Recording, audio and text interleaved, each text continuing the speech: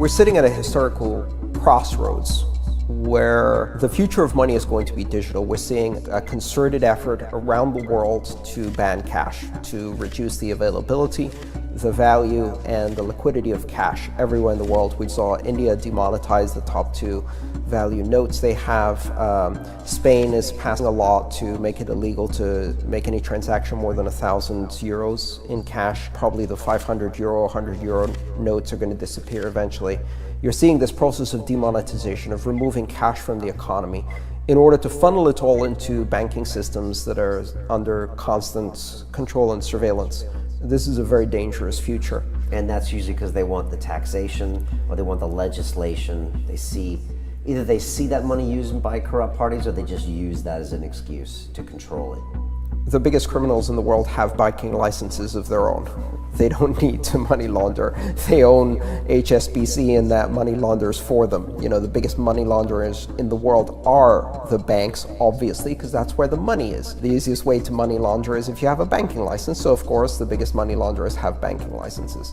These are excuses. What they want to do, of course, is, they say, taxation and corruption, but in fact, this actually increases corruption.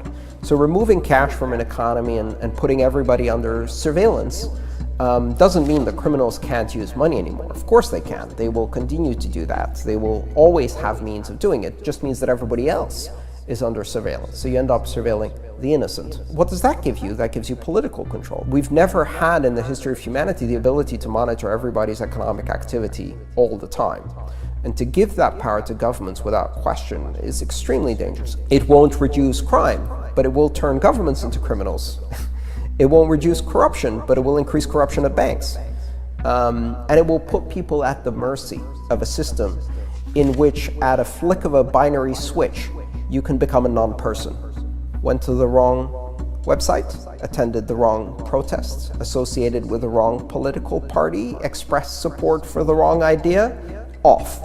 You no longer exist. You can't buy food, you can't buy anything, you can't earn anything, and all of your money disappeared. Because we don't give you a bank account, and since you can't use cash for anything, then you basically are a non-citizen. You are a non-person. And what this will end up doing is it will end up putting the burden, again, on the most powerless in our society, right? The poor, those who don't have ID, undocumented immigrants, victims of human trafficking, refugees. These people are going to be suffering the burden to create this bourgeois illusion of safety and give massive powers to governments that certainly haven't earned the trust to have these kinds of powers. Criminals will have privacy. The question is whether the rest of us will.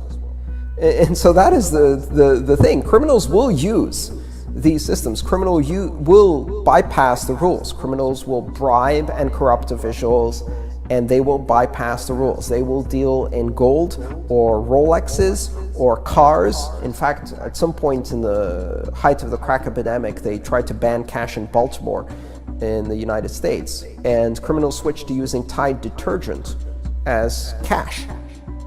Fungible, transportable, brand unforgeable, and useful. Just crates of Tide, move it around different warehouses.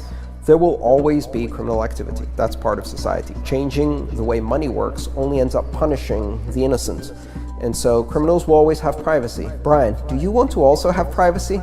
Or do you want only criminals to have privacy and only governments to have privacy? The real drug financing doesn't happen in cash.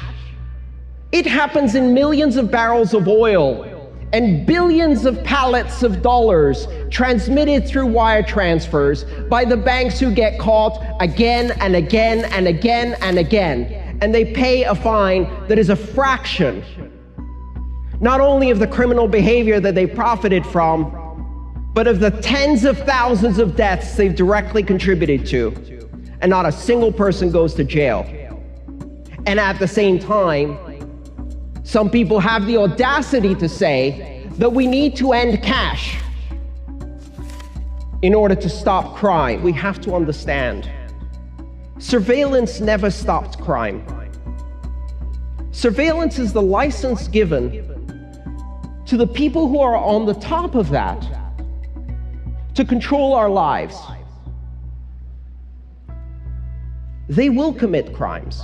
They will commit the worst of crimes. what I call mega crimes. Mega is the prefix we use for millions. A mega crime is one where, for example, you foreclose on 1 million homeowners and don't go to jail. That's a mega crime. We're doing surveillance and analytics to catch a petty drug dealer who's selling pot for Bitcoin. Who's doing surveillance and analytics on Lockheed Martin? Who's doing surveillance and analytics on the money laundering banks? Nobody. Do you know why? None of them ever go to jail. The regulators are completely captured, and the very system of controlling finance from above by having levers of power over the lives of millions of people, billions of people, of having the audacity to cut off entire countries and say, well, they're under sanctions. They're not privileged enough, they're not people enough to gain financial services. Guess who that attracts? If you build levers of power like that, the very worst sociopaths in our society are attracted like flies to shit to grab hold of those levers of power and destroy all of your freedoms as quickly as they can. We are building societies in which one bad election is the last election. And if you don't believe me, look at what's happened in Turkey, what's happened in Russia, what's happened in Venezuela, what happens every day to billions of people around the world. Let me end on a positive note, because you're probably a bit freaked out by all of this. You should be. This is serious stuff. Open, borderless, public, transparent, neutral, censorship-resistant, strictly private cryptocurrencies exist. They will not be regulated. They cannot be regulated. Not by committees, because they're regulated by mathematics.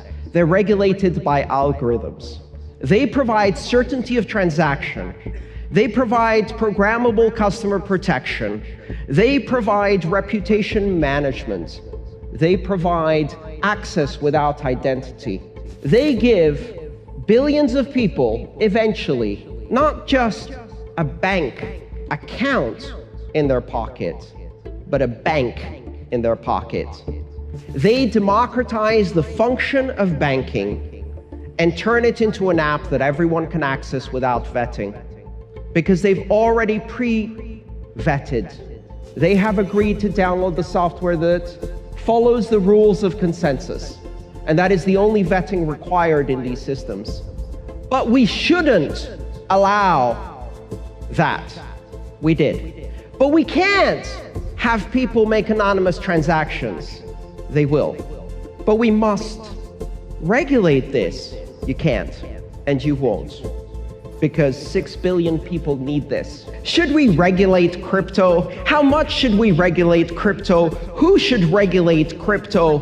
Fuck that. Crypto is about providing universal basic finance to whoever needs it, everywhere in the world, whether we like it or not.